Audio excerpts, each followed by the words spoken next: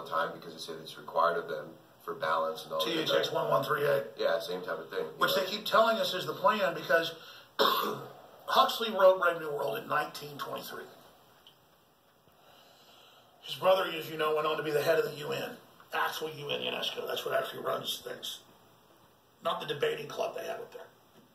That's the scientific technocracy. You're absolutely right. And he wrote it in 23, and he said in 61 at Berkeley, this is the real plan. And he wrote Brave New World Revisited, it's nonfiction. And you read that book, that's where they were envisioning taking us. That was the decided on course in the 1920s. So. Well, and after making it's going to be the easy part. Getting people to watch it, to understand what it really is, and then act upon it. Do you know where Huxley and Darwin and the Wedgwood and the Galton family and all of them getting together in the 1850s developed this plan? You know how they had the plan? They, look, this is even in documentaries, but it's not in a lot of popular books about Darwin and people. Folks should look up Darwin's. Darwin had hallucinations.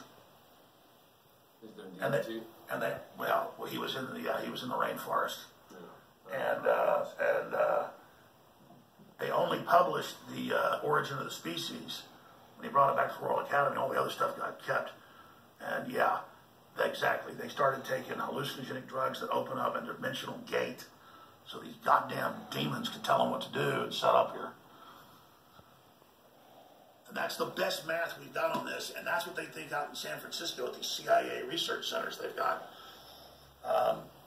And then that's what Joe Rogan does, and all that's been popularized. Other folks that got him to popularize it, and then they found out what it was and freaked out, and then Joe went another direction. But obviously, like Joe's the new Timothy Leary, but the government used him to introduce LSD. Joe's there to introduce DMT. And what it does is it opens up a dimensional gate. And if they think they've got you, they'll act friendly until they lure you in.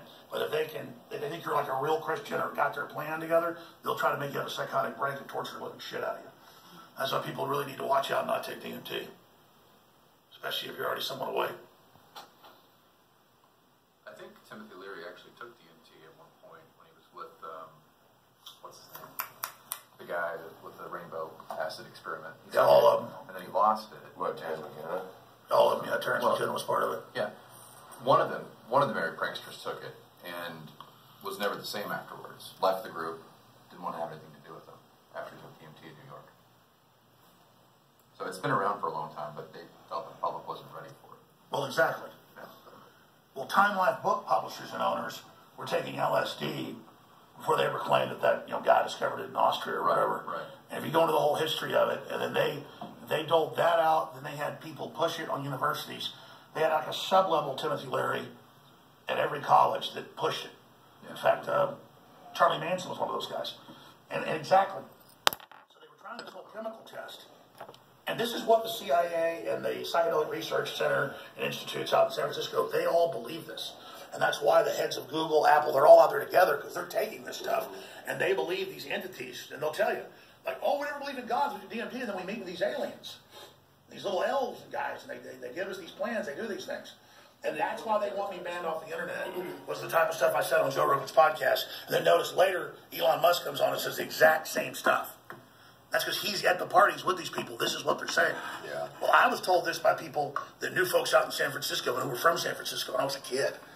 And I remember hearing this stuff when I was a kid from people that knew the actual people involved. And here's another thing: the eye is a big thing, a big part of this. If you watch the Bird, whatever it is, the Bird Box, the crazy people all have this thing going on with their eyes, and their eyes change right before they die.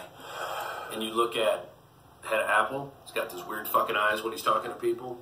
I was watching a Fox interview of this CIA agent, former CIA, talking about North Korea. His fucking eyes are giant, and they're like black saucers. And you're sitting there, I'm looking at this. Oh, everybody asked, was Tim Cook on drugs? Hell yeah. You'd have to take 5 hits of acid to have your eyes that big under lights. Yeah. Or pure beta blockers. Yeah. And then you look at what Google is and what it's doing now, the way Google's pushing everything that's corporate. Obviously set up by CIA money. They say, oh, it's just a little seed money. No, that was their way. That was the government going, we're going to control search engines. We're not going to let Yahoo run the search engines. We're going to control them, and we're going to do it under this friendly Google name. Right. So they came in through that. And what is Apple? it's the apple with the bite out of it. Yeah, it's the original sin. I think one last thing I would be sure to cover is why are they pushing it? Why are they promoting 5G? Why does it seem to be a humanitarian crisis that we all need 5G? They're saying 5G is going to help the world. It's going to make it better just to have faster. It's just like smart meters they forced on everybody. Right. It's the grid. But it's just so odd that they're promoting it so vehemently that we have to have it. And really, what's the benefit of just having a faster connection to the internet? That's it. So we need to get. It's pointless. They are telling us we're killing you with 5G and these other wavelengths. Yeah. So they're saying it's killing you, but you've got to have it because they got to tell you what it's really doing. Right. But then you've got to have it, and they're telling you that we're all going to start killing each other. That's beyond a metaphor for war. Right. It's preparing us so that we're predictively programmed to be ready for it. I also know one of the biggest things